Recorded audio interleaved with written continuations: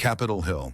The air is thick with tension as Jasmine, Crockett, and Jackson face off over allegations that could shatter a career and shake the judiciary to its core. At stake is not just money or reputation, but the integrity of the bench itself. 2 years of questionable deals, undisclosed gifts, and a trail of transactions no one wanted exposed. Each question lands like a strike, each answer, or silence, tightening the noose of public scrutiny. When the final moment comes, will justice hold its ground, or will power rewrite the truth? Stay with us. This is a story worth every second of your time. The closed hearing room glowed under soft amber light, but the warmth was an illusion. It couldn't mask the pressure crushing every inch of the air. The title of the session cut like steel: Review of Bribery Allegations and Judicial Bias in the Reduced Sentence of Harvey Weinstein. The long, glassy table between them wasn't furniture anymore. It was a battlefield, polished and waiting for the first strike. Jasmine Crockett sat like a statue carved from steel, her back unyielding, her hands gripping a binder thick enough to bury a career. Her gaze was a locked weapon, aimed directly at Judge Ketanji Brown Jackson, and it didn't waver for a single heartbeat. Jackson met it with the composure of someone who had survived countless storms on the bench, but her eyes betrayed the truth. Measuring Jasmine's breathing, her stillness, her readiness to pounce. The clock ticked, each second a sharp snap in the quiet, like a tripwire tightening between them. Even the security along the walls seemed frozen, their silence a warning of how quickly order could collapse. The air felt electric, coiled, and ready to explode. In just moments, the calm veneer would tear away, and every question would hit like a blade cutting straight into the scandal's exposed core. Without a word, Jasmine Crockett pushed back her chair. The faint scrape of its legs against the polished floor cut through the stillness like the opening slash of a blade. She stood slowly, deliberately, her gaze fixed on Judge Ketanji Brown Jackson with an intensity that didn't waver. Every movement was measured, her stance razor sharp. When she finally spoke, her voice was clear, cold, and precise, each word landing like the click of a loaded chamber. Your Honor, can you explain why Harvey Weinstein's sentence was reduced by 4 years in a closed-door proceeding you presided over? The question didn't just echo, it slammed into the room. Eyes widened, back straightened. The air shifted. Jackson let out a low, amused laugh, leaning back slightly as if she had all the time in the world. Her voice cut through the air, sharper now, dripping with scorn. Congresswoman Crockett, this was a humanitarian decision. But perhaps if you spent less time chasing shadows and more time learning the law, you wouldn't embarrass yourself in rooms like this. The words landed like a slap, her tone leaving no doubt she meant to put Jasmine in her place. Jasmine's head tilted slightly, her smile thin and edged like a knife. She didn't flinch, didn't look away. Her voice came steady, controlled, each syllable laced with purpose. I'm very focused, Your Honor, and today, I've brought far more than questions. Somewhere in the back, a chair creaked as someone shifted forward, unable to look away. A faint murmur rolled through the room like distant thunder. The air between the two women felt like a steel cable pulled to breaking point. The first strike had been made, public, personal, and impossible to take back. The sting from Jackson's cutting remark was still in the air, but Jasmine didn't waste a second. She didn't argue back. She didn't even raise her voice. Instead, she reached for the remote and aimed it at the wall screen. One sharp click, and the monitor lit up. Every head in the room turned toward it. The image was crystal clear. A marble hallway inside the Supreme Court, timestamp glowing in the corner. 21:47. The polished floors shone under the dim lights. On the screen, a man in a dark, expensive overcoat walked into view. His steps were quick and confident, like he knew exactly where he was going. Without a word, he stopped in front of a staffer wearing a visible ID badge. The man handed over a red-sealed envelope, thick and heavy, closed with a wax stamp. The seal caught the light for just a moment, gleaming. The staffer took it without hesitation, glanced down the hall, then tucked it under one arm. Jasmine hit the remote again. A second camera angle appeared. The same staffer now moved quickly down another corridor, flashing a security badge at a guard without stopping. He went straight to a door marked Chambers of Justice Ketanji Brown Jackson. No knocking, no pause. He stepped inside, door closing behind him. From the first handoff to entry into Jackson's office. Less than 2 minutes. The room fell dead silent. All eyes were on Jackson. Then came the sharp sound, a loud slap as Jackson's hand hit the table. Microphones shook. Her voice cut through the air. "This video is fabricated. I will not let anyone use cheap tricks on me." Jasmine didn't flinch. She didn't even move. Her voice was calm, cold, and sharp. "Original file, Your Honor. Forensic authentication. Not a single pixel altered." The words hit like steel. She reached into her binder and pulled out a folder, handing it to the clerk with deliberate care. The clerk opened it, papers rustling in the stillness. It was the security log, entries neatly typed with one marked in yellow. The clerk read aloud, date, September 14th, 2023. Time, 21:47. Recipient, Daniel Whitmore, senior aide to Judge Jackson. Purpose, sealed envelope, priority delivery. No one moved. A few committee members exchanged tense glances. Others stared forward, frozen. Jackson's expression shifted, small but telling. Her jaw tightened. Her eyes narrowed slightly. Her hands stayed flat on the table, as if bracing herself. The confidence she'd walked in with was starting to slip, just enough for everyone to see. And Jasmine saw it. She didn't smile. She didn't gloat. She just stood there, letting the evidence speak. The power in the room had shifted, and for the first time, it wasn't in Jackson's favor. The weight of the last piece of evidence still clung to the air, a heavy pressure no one dared break. The silence had thickened into something tangible, wrapping around the room like a vice. Jasmine didn't rush. She reached into her binder with deliberate precision, every movement slow enough to make the room lean forward without realizing it. Her hand slipped under a thick divider and came out holding a single sheet, glossy, high-end, the kind of paper that almost sparkled under the amber lights. She set it down flat on the table and turned it so everyone could read the gold-embossed heading. The Orchid Cove, Maldives. The resort crest gleamed as if it belonged in a travel ad, but in this room it was a threat. Jasmine's hand stayed on it for a beat, pinning it in place. Those closest could read the clean-typed lines. Arrival date, departure date, villa type, total balance. She didn't let the committee connect the dots themselves. She wanted to deliver the cut personally. Leaning forward, her voice steady but sharp, she said, "The dates on this invoice match the exact week you disappeared from your official schedule. Judge Jackson, 2 months before you reduced Weinstein's sentence." Her words landed like a crack in the glass, small but enough to spread under pressure. Jackson's gaze flicked down to the page for barely a second before locking back on Jasmine. The shift in her face was slight but telling, a tightening of the jaw, a faint flare of the nostrils.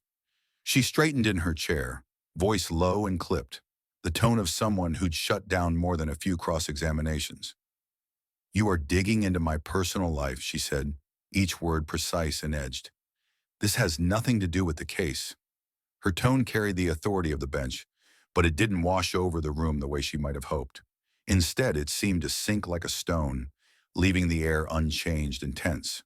Jasmine's reply came without hesitation. Her lips curved just enough to signal she wasn't rattled. If anything, she was pushing closer to her target. "It has everything to do with the case," she said, her voice even but cold. She paused just long enough for her next words to cut deeper. "Because the resort confirmed that the $1.2 million bill was paid from the Weinstein Fund." She didn't raise her tone, yet the impact was immediate. The words landed heavy, their weight echoing in the stillness. Across the table, a committee member shifted in his chair, glancing toward a colleague with a look that wasn't casual. It was a silent alarm. Another leaned back, eyes fixed on the invoice like it might detonate. The guards along the walls didn't move, but their focus sharpened, watching every subtle change between the two women. Jackson's hand stayed flat against the table, pressing harder now, as if grounding herself. Her breathing slowed, controlled, but it was impossible to miss the fine tension in her shoulders. The steel confidence she'd brought into the room was still there, but no longer unbreakable. A hairline fracture had formed, and everyone could see it. Jasmine didn't rush to speak again. She let the silence stretch, the Maldives invoice sitting between them like a live round. The gold crest glimmered under the overhead lights, daring anyone to look away. And in that moment, the paper wasn't just evidence. It was a weapon Jasmine had just cocked, waiting for the perfect moment to pull the trigger. The weight of the Maldives resort invoice still lingered in the room like a storm cloud that refused to pass. Conversations had not yet restarted, and no one dared to shuffle papers or clear their throat. That's when Jasmine, without a word, reached into her binder again. Her movements were calm but deliberate, the kind that draws more attention than any raised voice. She pulled out a glossy, high-resolution photograph and held it up so the overhead lights caught its edges. The image was unmistakable, a 19th century painting, the kind that would be locked behind glass in a major museum, valued in the hundreds of thousands. But this one wasn't in a gallery. This one was documented as having been delivered to the private residence of Judge Ketanji Brown Jackson. Jasmine tilted the print slightly, making sure the committee cameras caught the details of the shipping label. It was all there in crisp clarity. Recipient, KBJ. Sender, a world-renowned art collector and a documented lifelong friend of Harvey Weinstein. The shift in the room was instant, though subtle. Someone's breath hitched. Another committee member's pen stopped mid-word, and in the gallery a man leaned forward almost unconsciously. Then Jackson broke the silence with a sharp, humorless scoff. She leaned back in her chair, the sound of it calculated to dismiss the moment. "That painting was a personal gift," she said, each word clipped, carrying the tone of someone accustomed to ending conversations. "It has nothing to do with the law." Jasmine didn't flinch. She didn't smile. She didn't even blink. Instead, she slowly turned a page in her binder, revealing the next piece. Her voice was even, clear, and without theatrics as she read, "Everything will be signed on time. The next vacation will be even better than the last." Her finger came down lightly but firmly on the header block of the printed email, holding it in place as if pinning it to the table. She looked straight at Jackson, her voice steady but cutting through the stillness. "From the account of your own secretary," Jasmine said, pausing just enough to let the words settle, "to Harvey Weinstein's personal aide, dated just days after this painting arrived at your home, and authenticated by the committee's forensic tech team, verified and confirmed." She didn't break eye contact. The silence in the room was thick, oppressive. Then, without changing her tone, she slid another sheet forward for the record. "These," she continued, "are decrypted text messages. Every line time-stamped, everyone digitally verified by an independent forensic tool. And they are not vague. They say word for word, sentence reduction, and a worthy reward, exchanged in the days surrounding Weinstein's appeal." The effect was immediate. The air in the room seemed denser, as if every molecule had been pulled tight. Committee members who had been leaning back now leaned in. Pens hovered in midair, forgotten. A few eyes darted toward Jackson, watching for her reaction. Jackson opened her mouth to respond, but the sound that came out was different now, thinner, less certain. The sharp edge that had cut through her earlier retorts was gone, replaced by a careful, measured tone. It was the voice of someone who understood, perhaps for the first time in the hearing, that the ground beneath them was no longer solid. This was the third time the tension had surged in the room, and it hit like a wave. The difference now was clear. Before, Jackson had met each surge with a counterattack, an authoritative pushback. This time she didn't have one ready. Her offense had stalled. The evidence, layered and precise, kept moving forward like a tide she couldn't push back. Jasmine didn't gloat, didn't raise her chin in victory. She simply let the facts sit there in the open, knowing that sometimes silence, when filled with undeniable truth, can be louder than any argument. And in that silence, the power dynamics of the hearing shifted yet again, the momentum sliding firmly in her favor. The tension in the chamber was already thick, but it deepened into something heavier when the chairman gave a short nod to the clerk. She stepped forward, her voice steady as she called the next witness. From the far side of the room, a man in his late 50s walked toward the stand. His pace was measured, each step deliberate, as if he understood the weight of what he was about to say. He wore a plain suit, no tie, the kind of attire that said he was not here for show. His face carried the lines of years spent inside the judicial system, the kind of lines that only come from seeing too much. When he reached the front, he stood tall, shoulders squared, and placed his right hand on the Bible to take the oath. His voice, low but unwavering, filled the room as he promised to tell the truth. Once seated, he didn't waste a second on pleasantries. He locked eyes with the committee, then shifted his gaze directly to Judge Jackson, holding it just long enough to make the moment uncomfortable. The air seemed to still around him before he spoke. "I saw Judge Jackson receive a Swiss timepiece worth over $80,000, he said, his tone direct, every syllable deliberate, from an envelope marked commemorative gift. The words cut through the room like a blade. The impact was immediate, a faint gasp from somewhere in the second row, the faint sound of a pen clicking and then stopping mid-press. Even the hum of the overhead lights seemed louder in the sudden hush. The witness leaned forward slightly, not to intimidate, but to drive the point home. He began to describe the watch in painstaking detail, his voice calm, almost clinical. A platinum case polished to a mirror finish, a sapphire crystal back revealing the intricate movement inside, its gears turning with mechanical perfection. An engraving along the inner rim, barely visible unless you knew where to look. That engraving matched, down to the last flourish, a rare collector's model that records showed had once belonged to Harvey Weinstein. As the description unfolded, the weight of it pressed down on the room. This wasn't vague rumor or speculative accusation. It was a match to a very specific, documented piece. Judge Jackson's reaction came fast, a sharp scraping sound as her chair pushed back. She leaned forward, her hands gripping the edge of the desk as if she could hold the moment in place. Her voice broke the air in a sudden burst.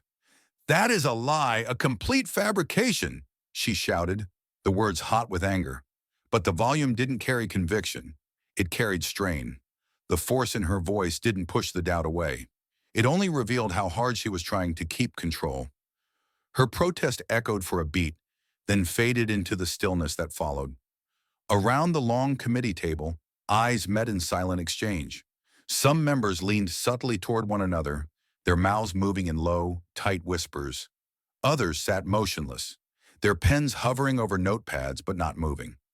It wasn't that they didn't hear Jackson's denial. It was that her words were colliding with too many other pieces of evidence that had already been laid bare. The room was no longer tilting in her favor. The ground beneath her had shifted. The witness didn't flinch at her outburst. He simply sat back, hands folded in front of him, as if waiting for the noise to pass. His calm was its own statement, and it carried more weight than any further argument could. The chairman, who had been listening in silence, leaned forward and adjusted the microphone in front of him. His expression was set, his jaw tight.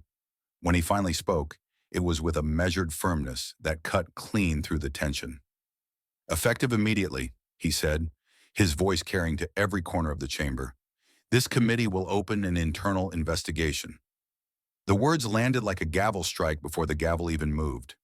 It wasn't a suggestion. It wasn't a threat. It was a declaration. There was no vote, no delay, no room left for maneuver. The decision was made and everyone in the room knew it. The sound of the gavel came a heartbeat later, one solid strike that seemed to vibrate through the wood of the table. It marked the shift from testimony to action. For Judge Jackson, it marked the moment her defense stopped being about deflecting accusations and started being about surviving the inquiry itself. All eyes locked on her, not with curiosity, but with the kind of attention reserved for someone standing on the edge of something that could break them completely. The hearing, which had begun as a battle of words, was no longer just about arguments or rebuttals. It had moved into a far more dangerous territory, one where every step from here on would be under the scrutiny of an investigation that had just been given full license to dig. And in that heavy silence that followed the chairman's ruling, there was no mistaking it. The tide had turned, and it wasn't turning back. The weight of the last witness's words still hung in the air, thick and unmoving, when the Judiciary Committee chair leaned forward. His voice clipped and unwavering. "We're expanding this hearing, effective immediately." The order hit like a crack of thunder. Staffers in the back were already moving before the sentence was done, pulling out forms, drafting subpoenas, and marking names on a growing list. In this fictional account, the decision was surgical, swift, precise, and designed to leave no room for escape. Former clerks, courtroom aides, security personnel, and even the art collector linked to Weinstein were summoned without delay. Every name added to the list was a thread, and the committee intended to pull until the entire weave unraveled. On the council table, thick folders of authorizations slid from hand to hand. "We want everything," one investigator said flatly, not bothering to lower his voice. "Bank records, travel receipts, corporate filings. 2 years minimum." The command spread like current through the room, each staffer knowing the exact weight of what was being set in motion.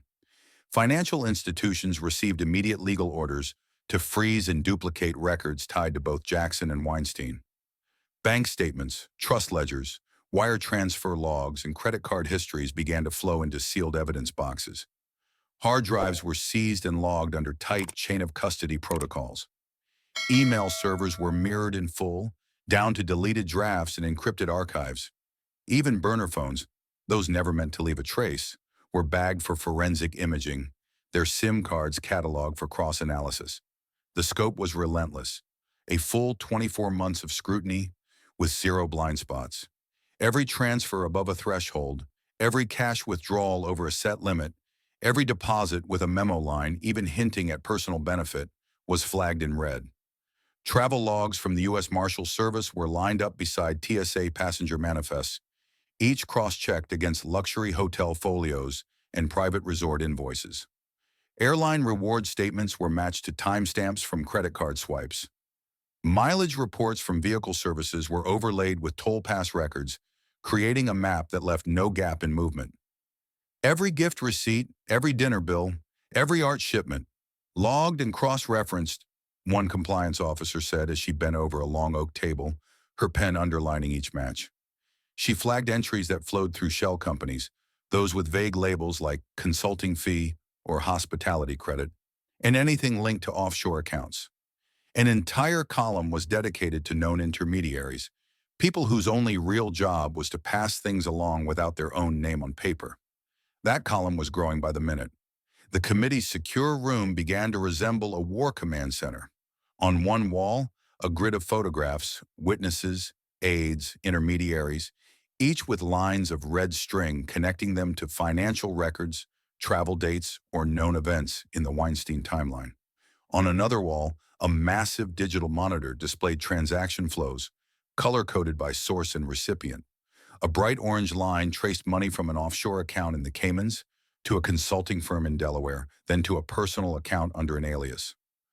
"We need a clean chain from sender to recipient," the lead counsel said, tapping the display. His tone was calm, but the implication was electric. No matter how tangled the route, they would follow it until it landed squarely where it belonged. Witness coordination became a second front.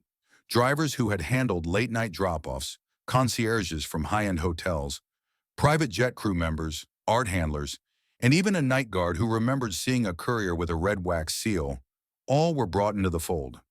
Each was placed under oath, their accounts recorded, their timelines cross-verified with the paper trail. Every confirmation tightened the net. Every inconsistency was marked for follow-up interrogation. By the third hour, the rhythm was unmistakable. A quiet storm ripping through ledgers, calendars, and sworn statements, each pass cutting deeper. No one in the chamber was under the illusion that this was still just a hearing. It had shifted into something heavier, more dangerous. The committee wasn't looking for plausible explanations anymore. They were building a wall of irrefutable connections, each brick set with precision, designed to withstand any denial or spin. The atmosphere was both methodical and tense, as if the room itself knew the gravity of what was unfolding. What had started as testimony was now an unflinching excavation of two intertwined lives. Every dollar, every mile, every gift laid bare under the cold light of inquiry. And from the look in the chair's eyes, this wouldn't stop until there was either proof that could stand in court, or a fire so hot it burned away every layer of doubt. The shift from witness statements to financial forensics was like flipping a switch from noise to pure signal. The lead investigator stepped forward, a stack of charts and bank ledgers in hand, his voice calm but carrying the weight of something undeniable. "We traced every cent," he said, letting the first page slide onto the evidence table. The flow began at the Weinstein Fund, an account known for its dense, layered transactions. But these weren't ordinary wires. The money leapt from one shell company to another, each one a hollow name, with no real staff, no real office, just a registered mailbox in some anonymous corporate park. On paper, they were consultancies and investment vehicles. In reality, they were ghost doors for cash to pass through without a sound. He tapped the first highlighted line. $1.2 million sent from the Weinstein Fund to Sable Key Holdings, LLC. The date stamp? Identical to the day the Maldives resort invoice was issued. From there, the investigator continued, it was routed to Blue Atoll Travel, his finger tracing the arrow on the chart, and finalized as a payment to the exact resort Judge Jackson visited during the period her work calendar shows a sudden, unexplained disappearance. The room seemed to close in. Committee members leaned forward as if the air itself was leaning toward the evidence. The payment cleared within hours of a private meeting, logged in the security system. 2147, corridor camera, priority envelope in hand. The next page slid forward with a soft thump. The second path, he said, began at the same fund but ran through Atelier North Lieutenant. He pointed to a wire transfer just shy of $400,000 labeled as acquisition services. Days later, that same amount surfaced on an insurance certificate for a 19th century painting. The gallery's waybill showed delivery to an address linked to Jackson, with the recipient label reading KBJ. It was impossible to miss the timing. The shipment arrived 2 days before the email surfaced, the one where her secretary assured Weinstein's aide, "Everything will be signed on time. The next vacation will be even better than the last." The investigator didn't need to raise his voice. The dates and amounts spoke louder than any accusation. Then came the third chart, its arrows more compact but no less damning. Mercury Vale Advisors, he said, received a transfer from the Weinstein Fund, $85,000 exactly. From there, the money flowed to a boutique Swiss watch dealer. The receipt listed a rare model, serial number engraved on the rim, matching perfectly with the former court staffer's sworn description. A gift in an unmarked envelope, labeled only as a commemorative keepsake. The investigator laid the watch dealer's receipt directly next to the witness statement, their alignment so precise it could have been engineered. One committee member broke the silence. "Are all these transactions time-linked to the security footage?" The investigator didn't blink. "Yes, sir, everyone." He flipped the final chart, showing a side-by-side timeline.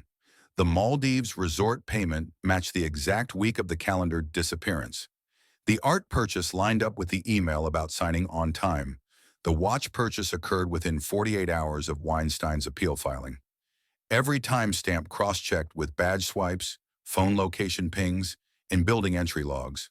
Even the courier's walk from the security gate to Jackson's chambers was documented.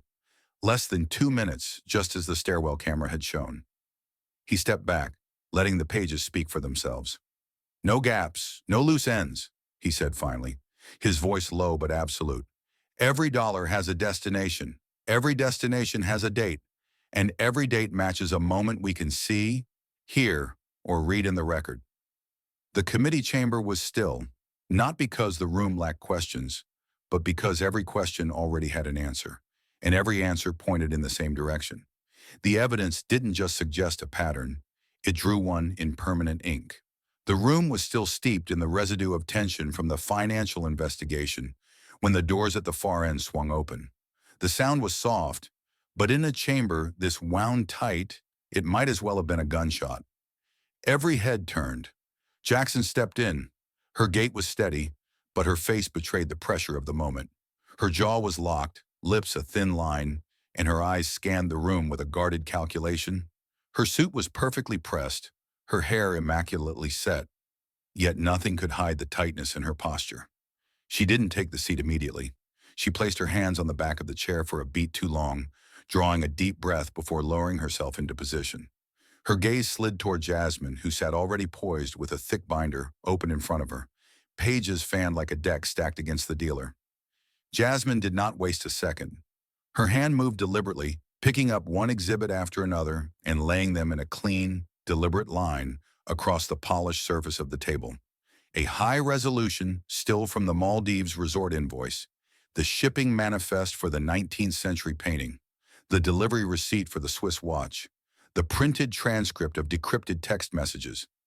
Every piece was laid out not as a pile, but as a progression, like a fuse leading to the same unavoidable detonation. The crisp sound of paper hitting wood echoed in the chamber, each sheet a fresh reminder that this was not rumor or speculation. This was evidence, documented, dated, and verified. Jasmine's movements were calm, but there was a precision to them that made the entire committee lean forward. It was the rhythm of someone who knew there would be no interruptions, because interruption meant owning the risk of looking desperate. She began at the top of the stack, her voice steady, low enough to draw people in but sharp enough to slice through the murmurs that had started when Jackson walked in. She didn't embellish. She didn't editorialize. Each item was introduced with the bare facts: dates, locations, amounts, names, paired with the matching log entries and corroborating statements. The Maldives trip, dates aligned perfectly with the judge's unexplained disappearance from her official calendar.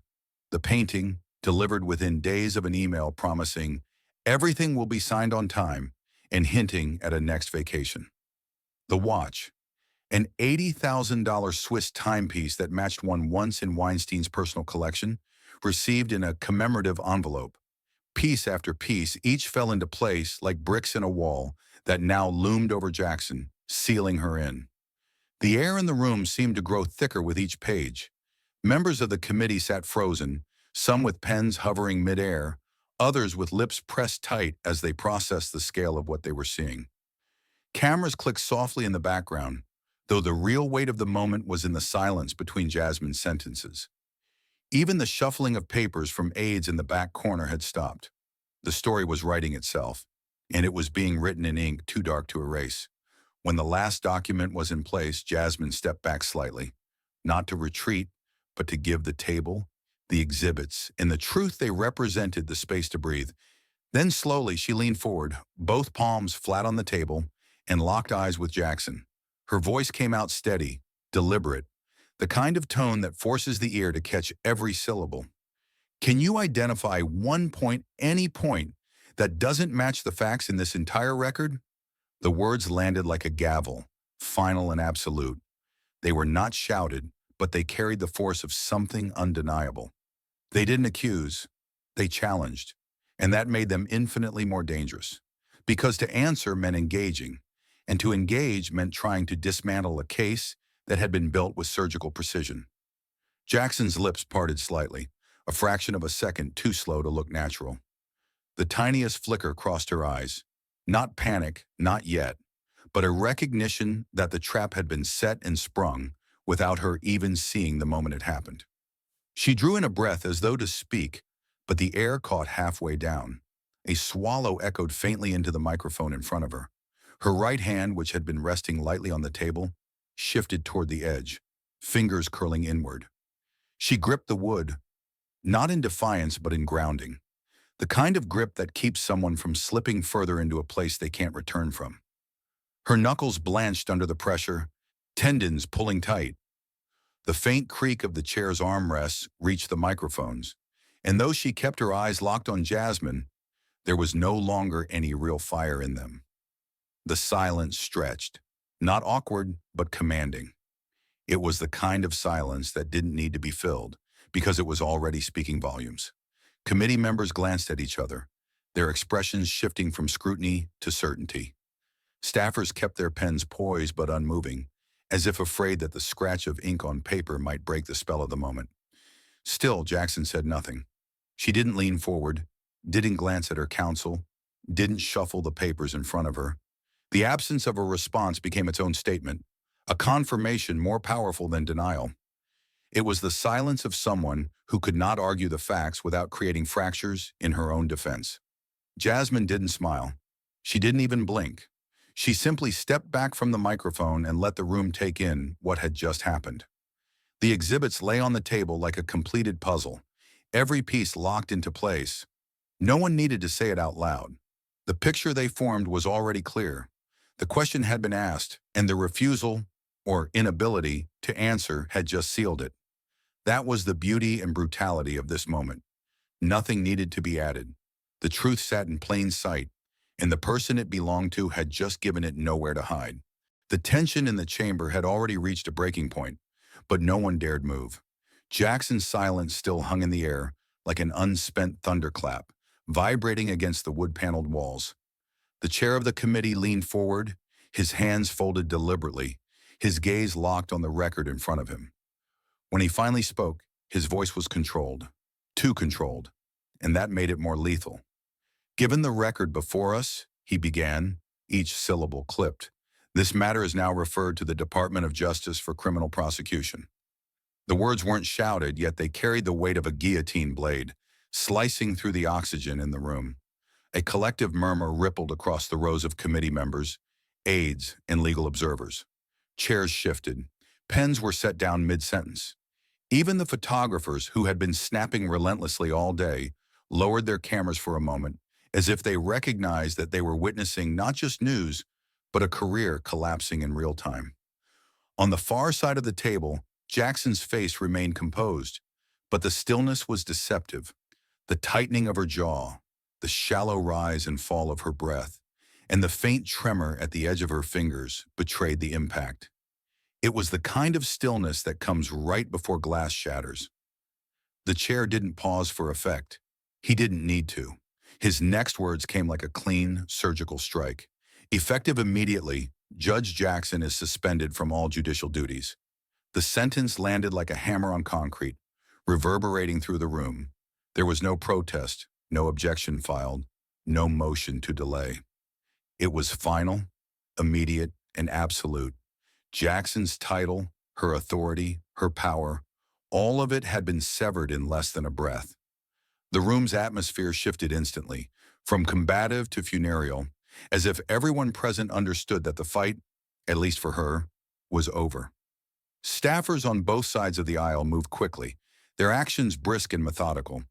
Evidence boxes were shut and sealed with bright red tamper-proof tape. Laptops were unplugged and placed into padded cases.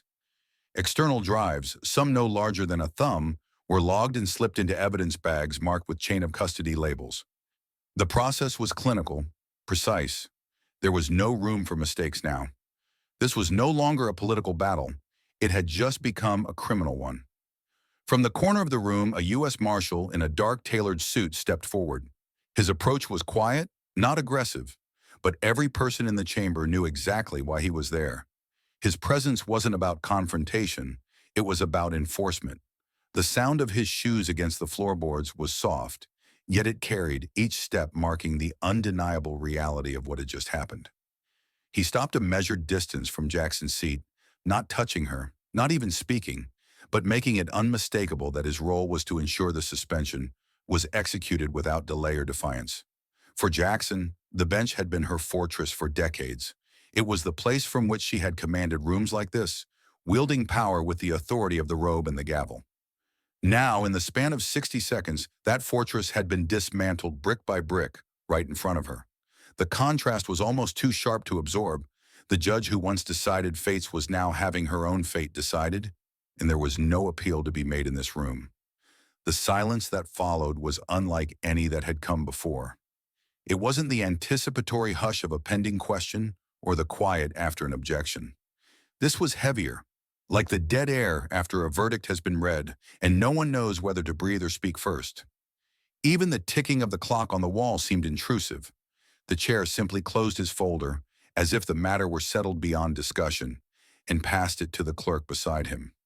The act was small, almost mundane, but in this moment, it felt like the ceremonial closing of a chapter that could never be reopened.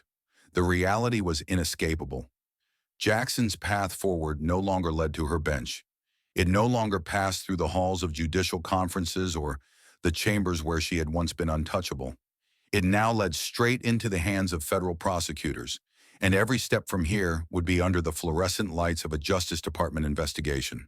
The committee members knew it, the staffers knew it, the marshal knew it, and judging by the absence of any rebuttal, Jackson knew it too.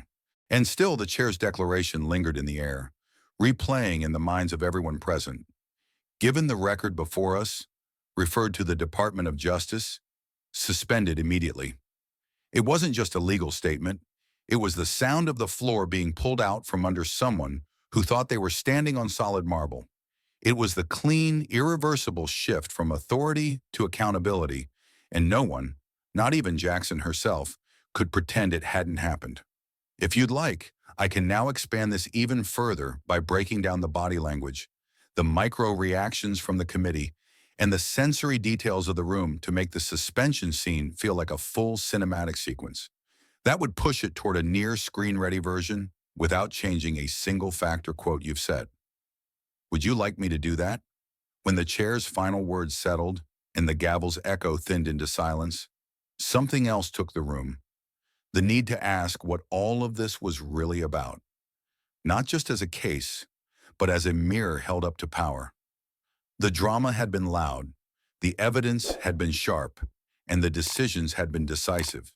Yet beneath the shock and the paperwork lay the human lesson, the kind that doesn't fade when the cameras go dark.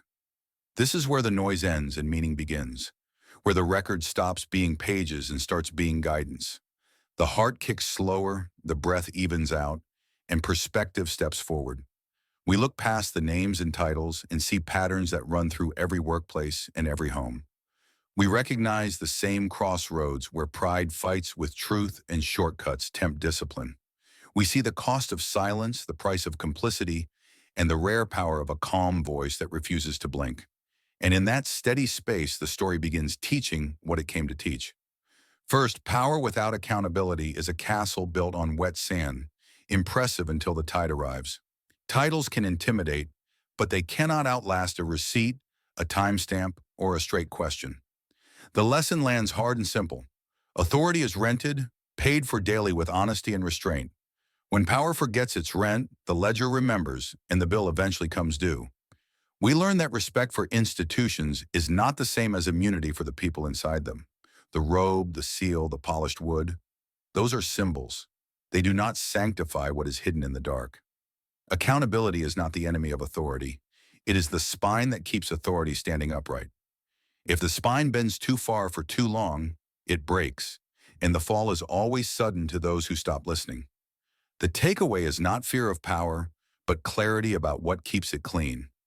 Second, facts beat volume, and paper beats performance every single time.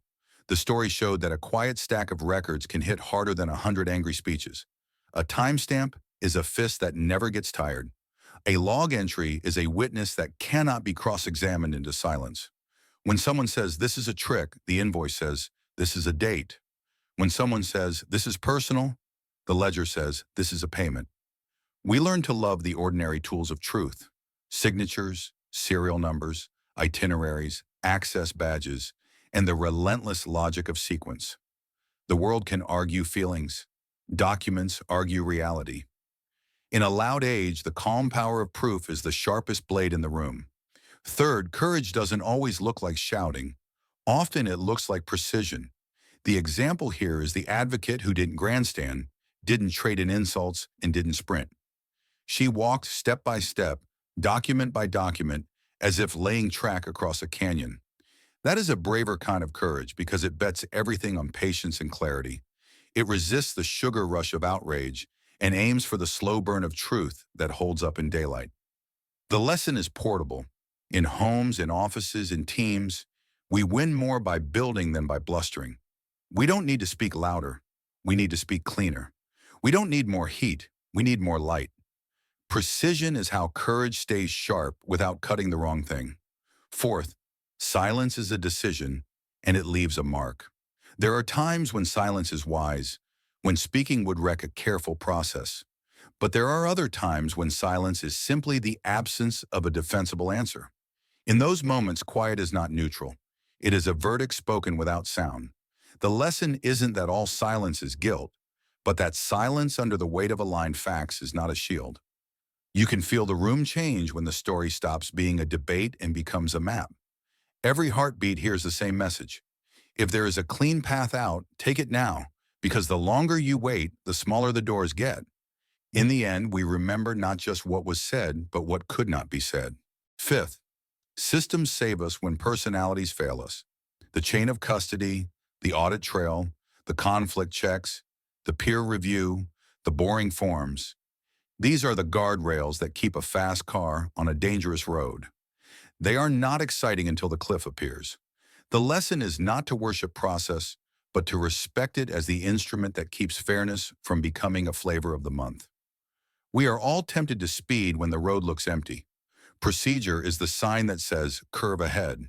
A timestamp is not romantic, but it remembers the truth when memory edits itself.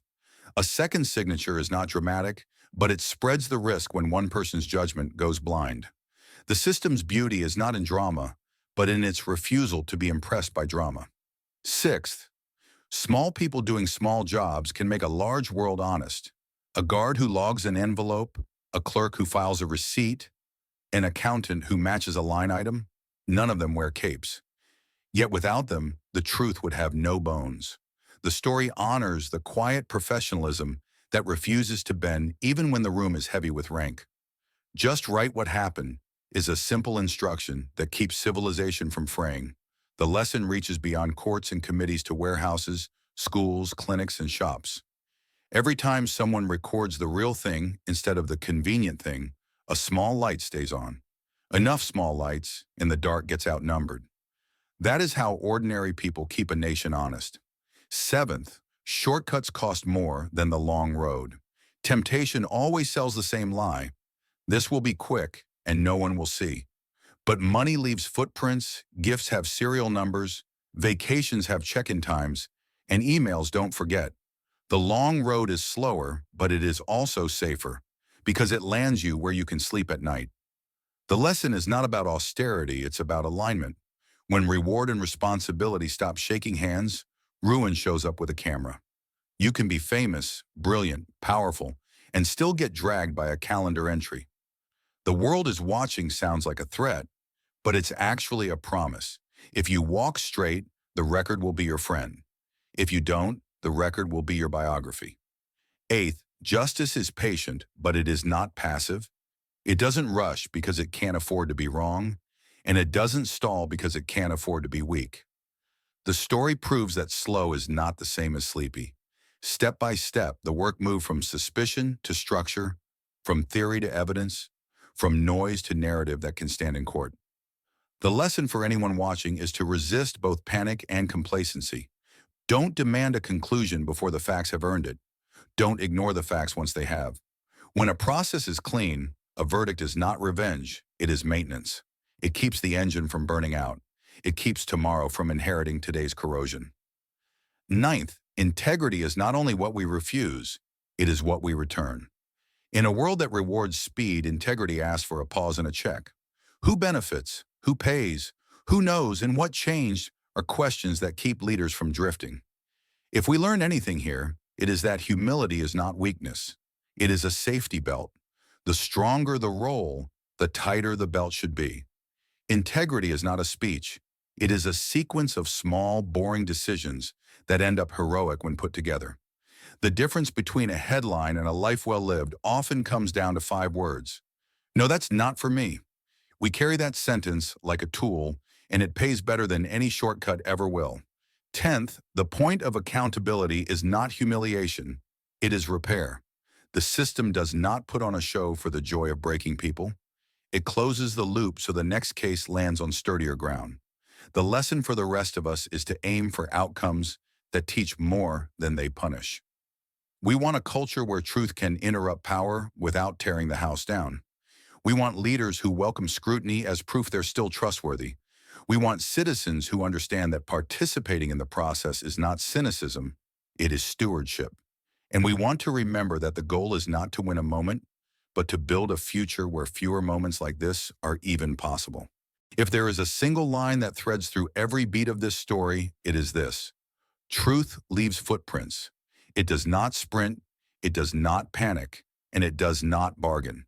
It shows up as a time, a place, a receipt, a name, a voice that sounds the same on Monday as it did on Friday. The lesson we take with us is not a slogan. It is a practice. Keep records. Ask clean questions. Say the hard no before the easy yes. Treat power as a loan, not a medal. And when the room goes quiet and everyone is waiting to see where you stand, let the facts stand with you. And yet, knowing the truth is not enough. Carrying it is the real test. Every person in that room could see the evidence, but not everyone could bear its weight. That is where the story leaves the chamber and walks straight into our own hands. Because the next time it happens, it might not be on live television, and it might not have a hero with a microphone. It might be a meeting at work, a vote in your local council, a contract sliding across your desk. The footprints of truth will still be there. But whether they lead to justice or vanish into the dark depends on what we do next.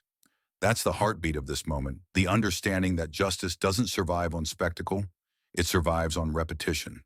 Day after day, in the most ordinary hours, in the smallest decisions, in the quiet spaces where there's no applause and no cameras. That is where corruption thrives, and that is where it must be strangled. The people who looked at Jasmine and saw courage in that hearing are missing the bigger picture if they think it was all instinct and adrenaline. It wasn't. It was preparation. It was 100 small choices made long before she ever stepped into that room.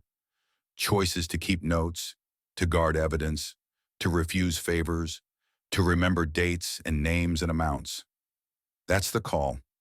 To turn courage into a habit so it's ready before the moment comes. Because the truth is, injustice doesn't begin with the big scandal. It begins with a shrug. It begins with the small lie told because it's easier. The missing receipt waved away because everyone does it. It begins with a vote you skip because one voice won't matter. And it ends with someone like Jackson sitting on a bench they should have vacated years ago, making decisions that break lives. The bridge between those 2 points is built by silence, brick by brick, until it's too strong to tear down without a fight. We can't afford to let that bridge get built again. Not in our courts, not in our councils, not in our companies, not in our homes. And here's the uncomfortable truth. This fight is not for the brave ones alone. It is for everyone who has ever sat in a chair and thought, this is wrong, but said nothing. If that's you, then you've already been in the moment. You already know the taste of it, the dry mouth, the racing heart, the weight pressing you into your seat. The only thing missing is the decision to stand, and that decision can't wait until the stakes are highest. It has to be trained, drilled, practiced in the low-risk hours, so when the high-risk moment comes, you move without hesitation. That's why the pledge matters. Not to a party, not to a leader, but to a standard. Say it, mean it, live it. I will ask for receipts. I will keep my own. I will refuse what isn't mine. I will defend those who speak in good faith. I will measure trust by proof. You don't need a stage to say it. Say it in your kitchen. Say it in your office. Write it where you'll see it every day until it becomes as natural as breathing. Because the reality is, every lie that collapsed in that chamber did so because someone, long before today, kept the proof alive. And when people ask, why so strict? Why so serious? Your answer doesn't have to be loud. It just has to be unshakable. Because the future deserves clean hands. Not clean in the way of appearances, but clean in the way that holds up under the harshest light. That is what makes institutions last. That is what makes communities unbreakable. Heroes make history, but neighbors keep the country standing. The ones who say no to the shortcut, who correct the error no one saw, who close the door on the favor that comes with a string attached, those are the guardians we forget to thank. The truth is, the call to action is not a battle cry. It's a rhythm, a metronome. It's not about the rare moment when the spotlight finds you. It's about the daily deliberate act of keeping your side of the street clean so the whole neighborhood stands a chance. The enemy is not always the one on the other side of the aisle. Often it's the complacency in our own seat. And if we can't break that, no courtroom victory will matter for long. Because corruption is like rust. It spreads in the quiet, in the unexamined corners, until the whole frame is weak. So start now, not tomorrow, not when it's more convenient. Pick one place in your life where you can tighten the standard. One ledger you'll keep accurately. One meeting where you'll speak up when the numbers don't add up. One conversation where you'll ask the extra question instead of letting it slide. Small acts don't feel like revolutions, but they are. Every paper you file, every truth you check, every shortcut you refuse, that's one less brick in the bridge to corruption. And the best part? It's contagious. The people around you will see it, and even if they mock you, they will know you are unbuyable. Then tomorrow add one more, and the next day, another. In a month, you'll have a trail of proof you didn't even know you were building. In a year, you'll have habits that could hold up in the harshest hearing room in the country. And when your moment comes, and it will, you won't be scrambling for courage. You'll already be standing on it. That is what Jasmine showed us. That is the inheritance she left in that room. And it is ours to either carry forward or drop in the dust. So here's the ending that isn't really an ending. The camera pulls away from the chamber, the headlines fade, and what's left is your desk, your phone, your inbox. No music swells, no flags wave, just a decision. You look at the email and ask for proof. You review the numbers and refuse the adjustment. You listen to the rumor and choose not to repeat it. You write the hard sentence. You keep the clean file. You sign the pledge. And somewhere quietly, a future crisis doesn't happen because you were steady, boring, and brave at the same time. That's the message. That's the call. Not a slogan to chant, but a standard to live. Because if this story ends with applause, it dies. If it ends with action, it becomes a foundation. And a foundation, unlike a scandal, can last for generations. But here's the part nobody likes to talk about. Living by this standard will cost you. Not always in money, but in comfort. In friendships that fade when you won't play along. In invitations that stop arriving because you ask the wrong questions. You might even get called arrogant, difficult, untrustworthy. Not because you lied, but because you refused to. The world has a way of punishing those who won't bend for its convenience, and that's the point. Standards are supposed to feel heavy. They're supposed to make you slow down, double check, stand apart. That's how you know they're working. Think of the people who sat silent in the chamber when Jasmine pressed for the answer Jackson never gave. They weren't all corrupt. Some were just calculating the cost of standing up and deciding it was too high. That is the quiet erosion that eats through a society, when decent people decide that silence is safer than truth. But safe for who? Safe for what? A future built on silence is not safe. It's just waiting for the collapse. And when it comes, it's never the ones who stayed quiet who pay the highest price. It's the people they were supposed to protect. That's why this isn't about being perfect. It's about being anchored. You don't have to be the loudest voice in the room. You just have to be the voice that doesn't change with the weather, the one that doesn't sell itself for a favor, the one that's willing to be inconvenient if that's what it takes to keep the record straight. You will lose things, but you will keep the one thing that can't be bought back once it's gone: credibility. And in the long run, credibility is the only currency that can buy real change. You might be thinking, but I'm not in politics. I'm not a lawyer. I'm not in a courtroom. That's the lie that keeps the system safe. The reality is, every arena is a courtroom.